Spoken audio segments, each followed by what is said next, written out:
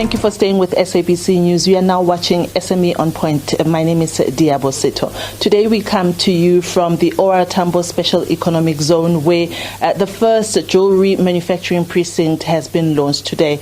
Dignitaries were attending, and as it's culture here on SME on Point, we decided that we will come and join in the festivities and also speak to the SMEs as well as the SEZ itself to find out how, if you are at home and are a jewellery manufacturer and you're looking for space, you're looking for incubation, you're looking for support, this is the place to come to. I'm now joined by Tato Nyezi, who is with Rita Gold Refinery and Diamonds, one of the beneficiaries of this precinct, as well as Ashley Rasabutsa. He's the senior manager for enterprise development here at the OR Tambo SEZ. Gentlemen, thank you very much for your time. Let me start with you, Ashley. Tell us a little bit more about how this precinct is going to be helping emerging jewelry makers.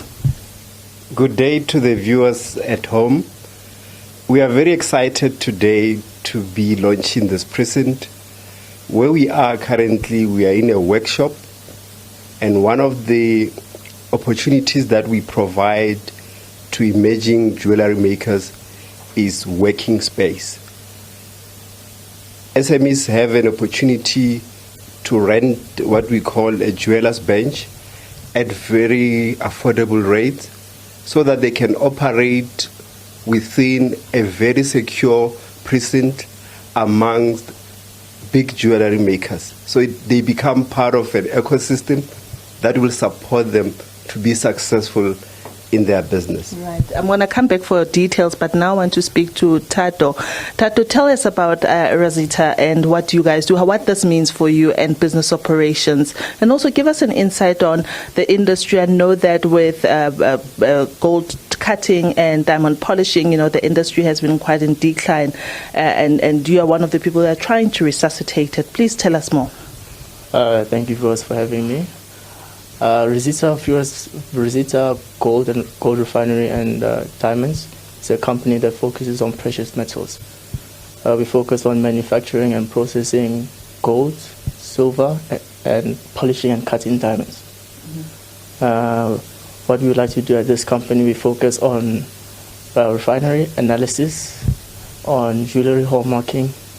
We also focus on the purchasing of old gold and refining it, and transforming it to 99.9% gold bullions. That way we are able to trade the gold bullions, and within the market we are hoping to expand. It's very youth-based. The company is very youth-based. It's triple B, EE, level 1 category company. Yeah. And we're looking to expand the company and to see if we are able to, expand within not only locally but internationally. Yeah. We're looking to get our gold locally, 40% locally and 60% internationally. We're looking to get 40% of our gold, which we'll be getting from mainly the mines in Limpopo, within Makado. Yeah. And then internationally, we're looking to get 60% of our gold from our offtakes, which are coming from Guinea and also coming from Ghana. Yeah. Tell me more about this precinct and having to operate in this precinct, how this is going to help those plans that you've just shared with us. And I'm also noting that we saw that I think in the last week the gold price has been going up, and maybe you can share insights about some of the reasons that the gold price has been going up. So the benefits of being in this precinct, obviously it's less 15% on tax. It's also less on our import duties. It's also less on the import and exports. Also, the transporting of the gold from this precinct to the terminals is a lot easier. It's a lot more secure. It also brings more security for our clients in bringing their gold and allowing us to refine it for them. And obviously, with the increase in gold, obviously gold is a precious metal. It definitely fluctuates up and down, but one thing we can assure you is the value of gold will continue to rise. Yeah, so it's still a good haven, a safe haven to invest in. Ashley, let me come back to you. I know that our viewers will probably want to know that how do I get in touch with the SEZ? And you said it's affordable. What is affordable? Please give us more information. Affordability is like asking how long is a piece of string.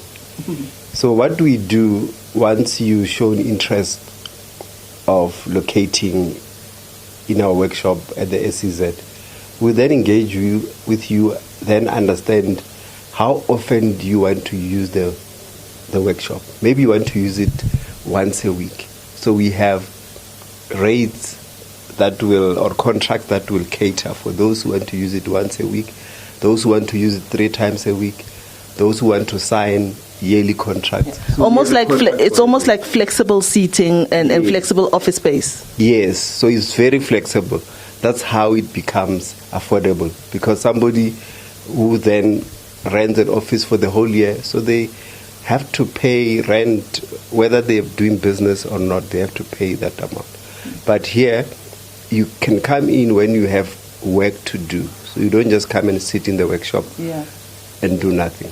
So that's how flexible we are, because we understand that SMEs are still on their journey of growth. So they need to be accommodated in terms of how we do the leases and the renting.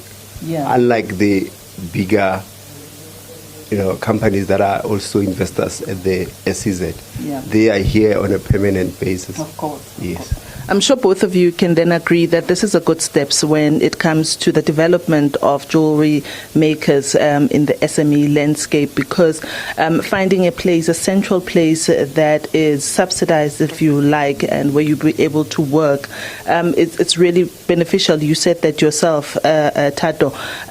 Just your last words in terms of how this is going to help the landscape of the SME sector.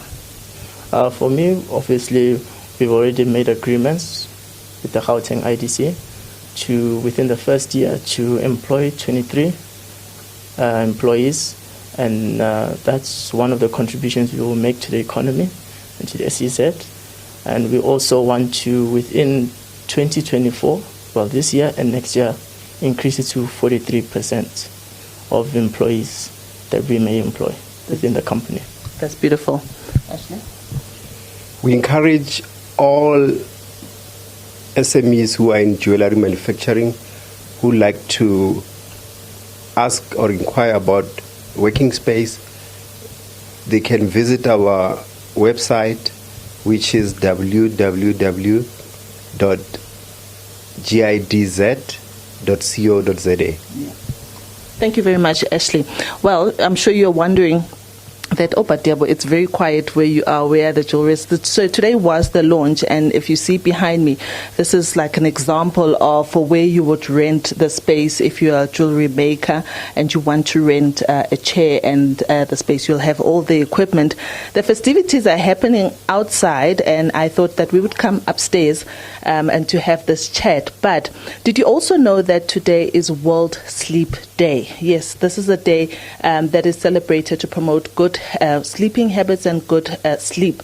So earlier this week, I did visit Mposilala, who is the founder of Softlife Manufacturing. He left his job to start a bed manufacturing company. And listen to this. He did this because during COVID, he says a lot of people were sleeping a lot. And he thought that if you're going to be spending that much time sleeping, you may as well do it in comfort. Let's watch his story. I wanted to get into business to manufacture something that's essential, especially after our COVID-19 pandemic. So we used to sleep a lot. So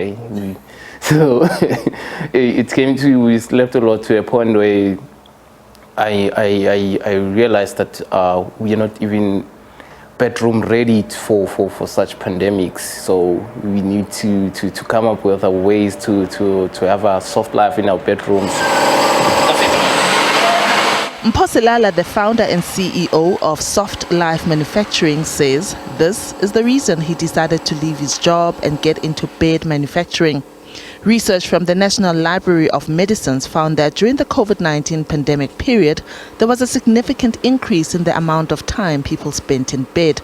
He wanted to find a way for people to enjoy their time spent in bed in ultimate comfort. Silala didn't waste any time. He researched developing his own brand even though he was still a full-time employee, and eventually took the leap. It was one of the toughest decisions to make. Bearing in mind that in South Africa we having a super high unemployment rate. So someone leaving their permanent job, and in South Africa the government jobs we call them, they are so secure more than any other job, and if you're living a permanent government job, then most of people consider you are like, this one is crazy. you can leave a permanent job and go and start doing beds. And I told my dad about that, and he was like, hey, what if me pete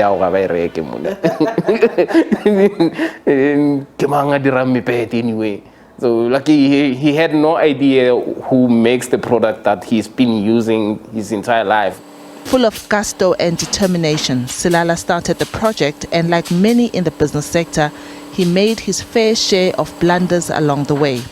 Although he has since learned important lessons associated with starting a business, now he has to contend with unreliable power supply that increases his overheads. When we're dealing with clients and wanting their beds and end up like, Mpo, we've paid you, we need our beds now.